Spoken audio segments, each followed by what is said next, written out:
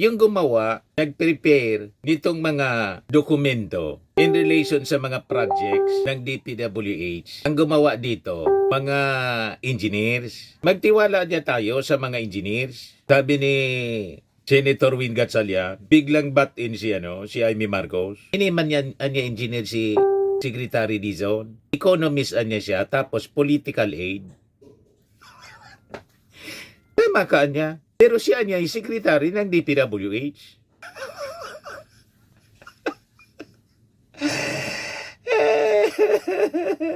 Kaya tama itong reaksyon ni Attorney Carlo Ibanez.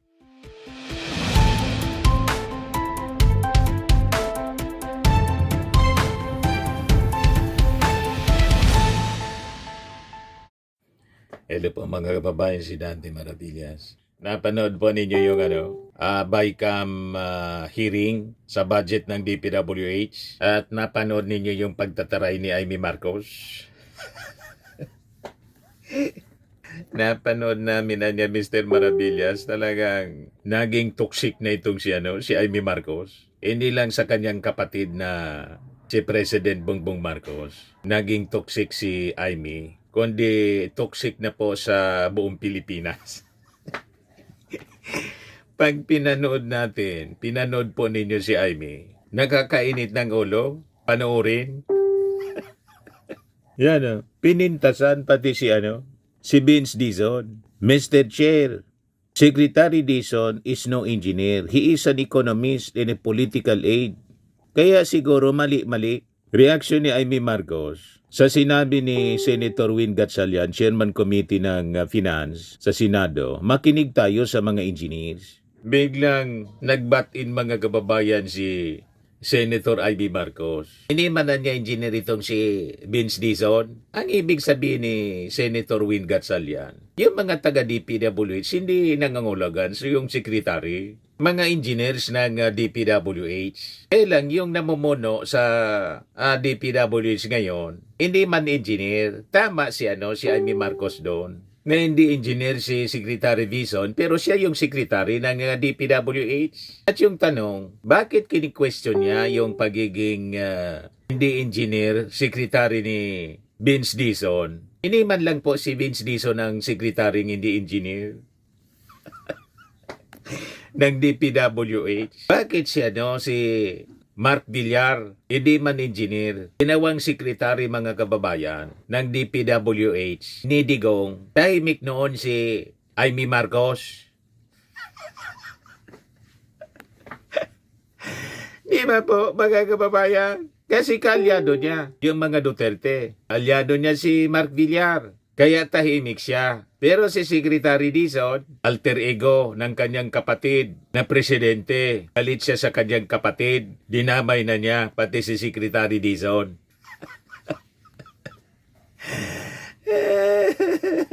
Yan mga kababayan, pakinggan natin. At ho dito. Kaya in this very special circumstance, and with the agreement of both chambers, we will invite Secretary Dizon to explain this issue. So with that, yes, do you want to say the last words, Senator Amy? No, nagre-react lang po ako. Vince Dizon is no engineer. He's an economist and a political aide. But he's the Secretary of the Department of Public Works, and he was the one who made that statement during the public hearings in the Senate, and he also is the one who supplied the adjustment factors in CMPD to the Senate. So lahat ho dito. Kaya in this very special circumstance, and with the agreement of both chambers, we will invite Secretary Dizon to explain this issue. Ang ibig sabihin ni Win Gatchalian, Senator Win Gatchalian, yung gumawa, nag-prepare nitong mga dokumento in relation sa mga projects ng DPWH. Ang gumawa dito, mga engineers. Magtiwala niya tayo sa mga engineers. Sabi ni Senator Win Gatchalian, biglang bat-in si Amy Marcos. Hindi man yan anya engineer si Secretary Dizon. Economist anya siya, tapos political aid. Tama ka niya. Pero siya niya yung secretary ng DPWH.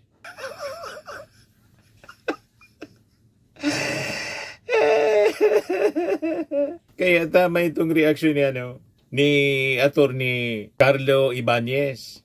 Sa naging reaksyon ni Amy Marcos, Vince Dizon is no engineer. He is an economist and a political aide. Sinapalpal ni Attorney Carlo Ibanez. Sabi ni Attorney Carlo Ibanez, binatikos ni Amy si Vince Dizon. He's not an engineer daw. She is implying that to do a good job as DPWH Secretary, kailangang engineer siya. Hello, siya nga senador, gumagawa ng batas, pero di naman siya abogado. Tama. At hindi man kailangan po, wala sa batas na nagsasabi ang dapat na DPWH Secretary ay engineer. Tama po. Kaya nga si Digong, kahit si Cory noon yung isang DPWH Secretary niya, hindi man po engineer. Si Joseping de Jesus, economist, psychologist, hindi man engineer. O di ba? Si Mark Villar na lang, na hindi man po engineer. O bakit hindi galit siya, no? Hindi kini-question yung pagiging hindi engineer ni Mark Villar, ni Amy Marcos. Pagkatapos, kini-question niya yung pagiging hindi engineer ng DPWH Secretary, mga kababayan, ng kanyang kapatid na si Vince Dizon. O di ba pa? Alatado, masyado mga kababayan, ang galit ni Amy Marcos. Kung titingnan natin, mas effective si Vince Dizon kaysa mga naging engineer, naging DPWH Secretary na mga engineers. Di ba? Tulad ni Secretary Bunuan, nasabit sa korupsyon. Di ba po? At mga regional directors na lot engineers at district engineers. Siyempre, district engineer dapat engineer. Sabit sa takot-takot na korupsyon sa flood control, mga kababayan. Sabi nga po ni Vince Dizon, by January, magsasagawa sila ng full reshuffle ng mga district engineers and regional directors. Ngayon, sabi dito sa report ng Inquirer, the DPWH will carry out a full reshuffle of its district and regional directors by January 2026, noting that several officials linked to the flood control mess who have been charged or jailed have already been replaced. Sabi ni Vince Dizon during the deliberation ng sa BICAM ng proposed 2026 national budget, sa pagtatanong ni Kiko Pangilinan, we're in the process of doing this. Most likely, we will complete a full reshuffle within the first month or 1.5 month of 2026. Pero marami na po papalitan, lalo na yung mga nakasuhan at nakulong na, sabi po ni Dizon. Masyadong toxic na masyadong toxic na mga kababayan si Amy Marcos. Grandstanding palagi. Mga kababayan, pasikat masyado. Ito, si Amy Marcos, post ng post, mga kababayan, sa kanyang Facebook page. Hindi raw papalit-palit ang sinasabi si Secretary Vince. So ano to? Guni-guni naming tatlo? Ito pakinggan natin si Amy Marcos. Pangiti-ngiti yan, pero mga kababayan, ngiting aso yan. Tama naman yung mga nag-text po sa atin na lokohan na lamang to. I truly resent the fact that the BICAM is being hostaged by the Secretary of the Department of Public Works and Highways. At kung tunay na wala kayong tiwala sa sino mang district engineer, hindi po ako abogado ng Public Works, dapat tanggalin na lang ninyo lahat kasi pinapadagdagan mo yung budget, tapos yung mga mag-i-implement, wala kang tiwala, ano naman kami? Susunod sa iyo na kayo mismo walang tiwala sa isa't isa? Tama ba yun? Habang ginilinis natin ayon sa utos ng Pangulo, ang departamento, hindi po pwedeng uminto. Secretary Vince, hindi kita pinahihinto sa trabaho mo. Pinamamadali nga namin. Ikaw ang humihinto sa trabaho namin dito sa BICAM at papalit-palit ka ng sinasabi. Yun ang problema. Papalit-palit daw ng sinasabi si Vince Dizon. Nagpaliwanag po si Vince Dizon na kung tatapyasan based doon sa aksyon ng Senado, paano pa sila makaka-implement ng proyekto? So, ma-stop yung implementation ng mga projects. Yan ang punto ni Vince Dizon. Kasi, bawasan mo ba naman, ginugulo mga kababayan ni Amy Marcos yung kwento para lang makapagpabida doon sa BICAM kasi yung BICAM po, first time na gawing live, open BICAM, may live streaming po. Biglang nagpabida po, nag-grandstanding si Amy Marcos. Di ano niya, Mr. Maravillas, bakit laging nagpapabida itong si Amy Marcos? Sirang-sira na kasi yung kanyang reputasyon. Kaya nagpapabida siya sa mga mamamayang Filipino para bumawi doon sa paninira niya sa kanyang kapatid ng openly akusahan doon sa prayer rally ng Iglesia ni Cristo na bangag yung kanyang kapatid. Sumabog sa pagmumuka mismo ni Amy Marcos yung paninira niya sa kanyang kapatid na si President Bongbong.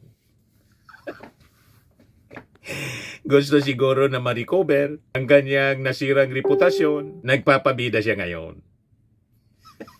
Hindi na po yun may babalik, Amy Marcos. Sa akala mo, magtitiwala pa sa'yo yung mga mamamayang Filipino. Kung hinudas mo nga yung kapatid mo, kami pa na hindi mo kaano-ano.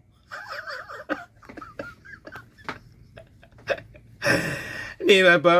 Ang ganda ng paliwanag po ni Vince Dizon. Ito, sa interview po ng DCMM ni Alvin Chico, pinaliwanag ni Vince Dizon kasi doon sa BICAM, laging binabara siya ni Amy Marcos. Ayaw intindihin yung kanyang paliwanag. Bakit gusto niyang i-restore yung tinanggal? Walang consultation kasi sa kanila. Bigla na lang tinanggal. Napyasan, mga kababayan, ng budget. Yung DPWH. So kung tinapyasan mo, ano pa gagamitin sa implementation ng project? Di ba? Pakinggan natin yung paliwanag sa interview ni Alvin Chico. Later, babalik ka ulit sa BICAM later. Hindi na. Tapos ka na. Tapos na. Kasi nga, ang dating is, laban bawi ka. No, nung una, Yan. sabi mo, hindi, tapyasan. Kasi mahal ang presyo ng materyales. Pero nung Sabado, ay nung Linggo, sabi mo, hindi, balik natin kasi mukhang kukulang yung presyo. Ano ba talaga? Ano nangyari? Ganito, no? Unang-una para intindihan at malinawan ng mga kababayan natin, ang presyo po ng mga materyales sa DPWH ay nababa na. Binaba na po. Ito po Binaba ang isa sa utos mga ng ating unang-unang Pangulo. Remember? Utos sa akin ng ating Pangulo nung bago. Overpriced kasi ang presyo ng DPWH. Kasi siyempre, binubulsa nga. Unang inutos ng Pangulo natin is ibaba ang Sobra presyo doble. ng mga materyales ng mga proyekto ng DPWH dahil matagal na yung overpriced. Hindi yan kapareho ng mga presyo ng materyales ng mga pribadong sektor. Pag nagpagawa ang SM o San Miguel ng kalye, iba ang presyo Mura. ng semento, iba ang presyo ng bakal, iba Walang ang presyo ng patong asphalt kasi. sa DPWH. Yun po ay nagawa na natin noong October 3rd. Pag DPWH po, sobra kadoble. Triple ang presyo. Kasi yung binubulsa. Ngayon po, yung budget po na nandito ngayon sa ating kongreso ngayon, Diba? ang mga presyo po niyan, yung luma pa. Yung luma pa. Ito po kasi sinubite nung panahon pa po ni Secretary Manny Bono. Yung luma pa na mas mababa o mas mataas? Mas mataas. Luma na mataas. Overpriced. Kasi kakababa pa lang po ng presyo ngayon. Okay. Pero, Ipinagotos ang ng nangyari ating po kasi, Pangulo, babaan ang na niya Senado ninyo. po, ginawa Kasi na chinek yung niya sa pagbaba ng presyo merkado. na hindi China-check po niya. dumadaan Masyadong overpriced. Sa proseso ng DPWH. Halimbawa po, ang isang proyekto sa Metro Manila, no? Para po ibaba yung budget ng proyektong yon, kailangan po iisa-isahin natin yung dami ng simento, Correct. dami ng bakal, dami ng asfalto. Itemized talaga. Itemized para ibababa natin ang presyo. Tama ng naman yung proyekto. paliwanag ni Vince Dizon. Ayaw No, intindihin ni kailangan Amy po yan, Marcos. idadaan po yan sa DPWH kasi iisa-isahin po yan ng DPWH. Pabida talaga Akala po. ko ikaw ang nagpababa nun. Kaya binaba ng Senado yun based on your recommendation. So hindi pala. Sinabi ko po na bababa ang presyo ng materyales. Oo. Pero ang sabi ko po sa hearing sa Sa Senado. na ang DPWH po ang dapat magbaba niyan. Correct. Kasi kami po ang nakakaalam eh. Correct. Kunyari, Ang ginawa nila, sila yung nagbaba ng presyo. So, iisa-isahin po dapat yon.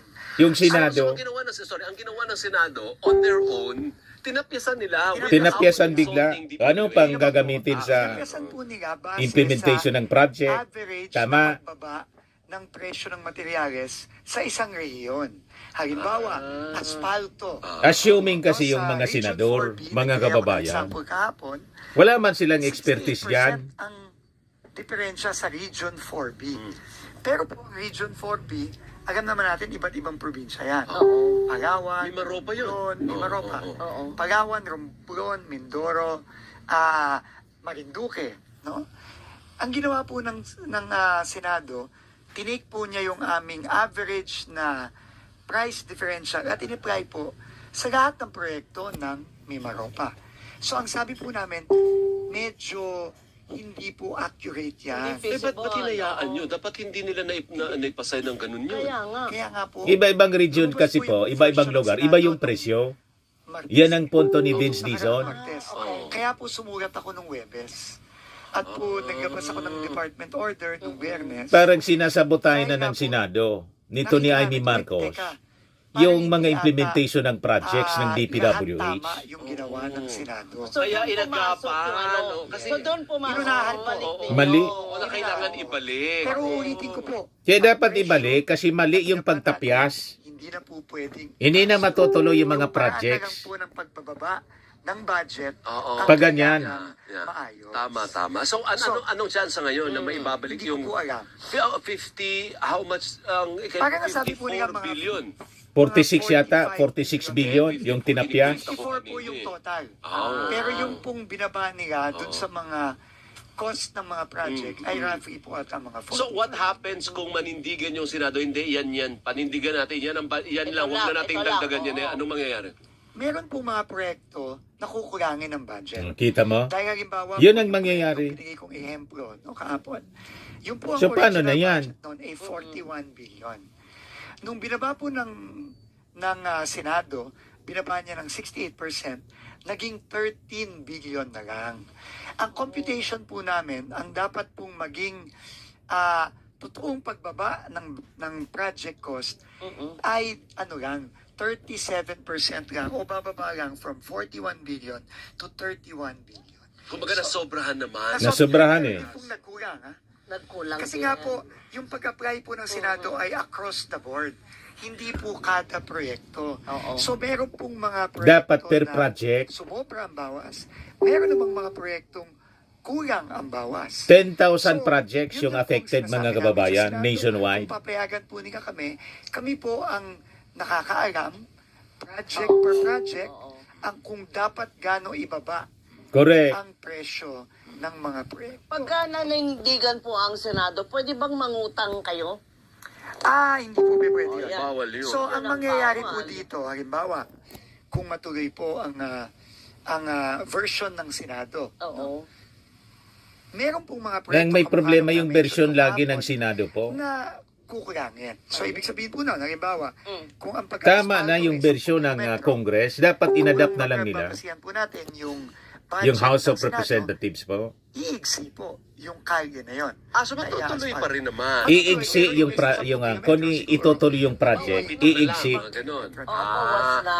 Hindi ba pwedeng humingi ng ayuda sa presidente? Marami na namang nga. budget ng Ganon. presidente. Bigay mo sa Ay, DPWH. hindi po ganun Hindi ganon? kadaling mag-augment. No, hindi po ganun kadaling mag-augment. So, ang sabi ko naman po, pinapaalam lang po natin ito sa Senado at sa Kongreso para sila po ay magdesisyon. Kasi ang Yeah. desisyon naman po talaga kanila. Yeah. Kami naman po susunod naman po tayo. Pero kailangan pong malaman ng Senado at ng Kongreso ano ang implikasyon Ang consequence ng kanilang niya. Tama yan. Oo. Thank Baka you. naman, baka O di ba, malinaw. Lang itong si Amy Marcos. Ayaw umintindi. Laging galit eh. Alam po ninyo, pag ang tao laging galit, mali-mali yung desisyon. Kaya dapat ito si Amy Marcos, mga kababayan, wag na natin itong paulitin. Pag tumakbo pa ito, sa kahit anong posisyon po, dapat dito mga kababayan, i-shoot na natin sa inidoro kasi toxic senator na po ito. Wala na sa rason ang kanyang mga pinagsasabi. Sabi ko sa inyo, napaka Napakasama yung impluensya po ng mga Duterte. Pag nadikit ka talaga sa mga Duterte, sumasama po ang ang takbo ng utak. Tama po? Yan pangiti-ngiti. Ngiting aso po. Tama naman yung mga nag-text po sa atin na lokohan na lamang to. Lokohan I truly daw. resent the fact that the BICAM is being hostaged by the Secretary of the Pipalabas Department niya, of Public ino-hostage Works and na Highways. At yung kung BICAM, tunay yung na Senado. wala kayong tiwala sa sino mang district engineer. Hindi po ako abogado ng Public Works. Dapat tanggalin na lang ninyo lahat kasi pinapadagdagan mo yung budget tapos yung mga mag-i-implement, wala kang tiwala. Ano naman kami? Susunod sa iyo na kayo mismo walang Napakasama tiwala sa ng isa't ugali isa? ko. Tama ba yun? Habang ginilinis natin ayon sa utos ng Pangulo, ang departamento, hindi po pwedeng uminto. Secretary Vince, hindi kita pinahihinto sa trabaho mo. Pinamamadali nga namin. Ikaw ang humihinto sa trabaho namin dito sa BICAM at papalit-palit ka ng sinasabi. Yun ang problema. Napaka-aroganting tao ni Amy Marcos, mga kababayan. Walang respeto sa kanyang kapwa. Di ba? Itong uri ng mga tao, nakalimutan na ang pagiging public servant po. Kaya nga po, public servant ka. Ang amo, yung ating mga mamamayang Filipino. Ang ibig sabihin ng servant po, utusan. Utusan lang natin itong mga taong ito. So gusto ninyo ng isang utusan na tulad ni Amy Marcos, public servant, sumusweldo sa ating mga taxes from the taxes of the Filipino people, pero napaka-arugante. Umaastang hari, mga kababayan. Huwag nating papayagan ang ganitong uri na mga tao. Di ba? Napakasama ng impluensya talaga po sa kanya. Nang nadikitan niyang mga politikong mga arugante. So nakita po ninyo ang pagiging very toxic ng pag-ugali ni Amy Marcos. Ngayon pa lang, mga kababayan, nagpa-press con si Vince Dizon para i-present sa media po yung mga ipinalit na mga district engineers, regional directors sa kanyang pagtalima sa utos ng ating Pangulo na linisin po yung DPWH. So parte ito ng reshuffle na sinabi po niya. So ito, pakinggan natin. Okay, let me just wait for Prof. Mahar. So Prof. Mahar is here because we're going to be talking about solutions also. So, are you going to stay for this entire meeting? You want to cover this entire meeting? It's going to be a boring meeting. So it's because symbolic itong kwartong to at itong table na to. No, para sa mga kababayan natin, this is the same table. Here. Yan. Ito yung table na yan. Yan. Dito ginapag nila, nung papalitan nitong dalawang to, nila Alcantara at saka nila Hernandez, yung, magkano daw to? 300 million na daw? 300 million na pinagparte-partehan nila. Kaya dyan And I think ginawa it's yung very meeting. important to use this as a symbol kasi kailangan itong buong district office na to na kung saan talagang sumabog itong napakalaking skandalong ito, symbolic to din ng pagbabago. Sabi ng Pangulo sa akin, linisin natin ang DPWH, reformahin natin ang DPWH para hindi na ito maulit-ulit. And I think itong gagawin natin ngayon with our new leadership here in the 1st District of Bulacan. Bulacan siya po, First And I District. don't envy the job of these two young men here. No, but we will give them the full support. It's symbolic of the changes that we want to make, that the President wants to make in the DPWH. And now, here, instead of this, wala tayong ilalatag dito, kundi iisa lang. Ang lalatag natin sa table na ngayon, with Yung the help picture na of, pinapakita niya, yung our picture ng partners. pera Sayang, wala yung iba nating mga na nilatag partners dyan of sa the mismong DPWH. table na yan Ang ilalatag natin sa table ngayon, ni yung pera, Bryce Hernandez solution. at ni Kasi kahit Alcantara. na lahat ng mga involved dito sa pagnanakaw na ginawa dito sa 1st District of Bulacan, pananagutin natin at malapit na silang mga makulong very, very soon. Kailangan pa rin natin solusyonan yung mga problema dito. Kasi yung mga kababayan natin dito sa Bulacan, sa Hagonoy, sa Kalumpit, sa Baliwag, kung saan-saan dito, binabaha pa rin hanggang ngayon. Yung mga pinuntahan ni Pangulo, yung pinuntahan namin a few months ago, hanggang ngayon binabaha pa rin sila. And kailangan solusyonan yun. And yun ang pag-uusapan natin. Kailangan managot pa rin yung mga tao dito. At mananagot sila, maniwala kayo. Nagsabi na yung ombudsman na very, very soon, ipa-file na yung kaso dito sa Bulacan. Na unang-una nating final noong September sa ombudsman. Ipa-file na nila sa korte. At mananagot lahat ng mga gumawa nito. Lahat ng gumawa nito mananagot. Pero habang nananagot sila, kailangan solusyon naman ang pag-usapan natin. Ayun yung ang gagawin natin ngayon. So before we go into that, I just want to introduce to you the OICs. No, OIC pa lang, no? Na District Engineer at OIC Assistant District Engineer ng 1st District of Bulacan. Si Engineer Kenneth Fernando, 33 years old. Kasama siya sa second batch ng cadetship. Si Yusek Lara, first batch. Mas matanda siya ng konti. No, ng ilang taon. Kenneth is 33. I think Yusek Lara is 36. Oh. Civil engineer. Nag-masters ng civil engineer sa Japan under a scholarship sa JICA. How long have you been in DPWH? 10 years. 10 years na sa DPWH. Galing dati sa central office sa UPMO, tama ba ako? Sa UPMO, and ngayon i-assign natin siya dito as OIC District Engineer. And the Assistant District Engineer is going to be, OIC is going to be Engineer Paul Lumabas, 32 years old, also a civil Gabata pa po. engineer. Currently, OIC ng planning, tama ba ako? Dito, sa, bago ka pa lang dito, no? Just 1 month pa lang. And siya ay currently nagmamasters din sa Bulacan State University. Galing siya dati sa private-public partnership service ng DPWH sa central office. So, sila yung aasahan natin na fresh blood na magte-take over dito sa 1st District of Bulacan, with the hopes of us finding solutions to the problems that we have here. They will be working closely with our technical working group, with Professor Mahar, with Professor Tabios, with Secretary Babe Singson, Yusek Lara, and Yusek Charles, to try to find a solution to this mess. Because our people in Bulacan need solutions. Yes, they want accountability, but they also need solutions. Because they are suffering every day for practically 6 months in a year because they're always flooded here. And we have to start finding solutions. And that is their job. And ang kabilin-bilinan ko lang sa kanilang dalawa, huwag kayong gagaya doon sa mga papalitan ninyo. Huwag kayong gagaya. Kasi kung gumaya kayo, kung anong mangyayari sa kanila, yun din ang mangyayari sa inyo. And I don't think you want that to happen to you or to your families. Diba? Let's do this right na. Gawin na natin to ng tama. Baguhin na natin to.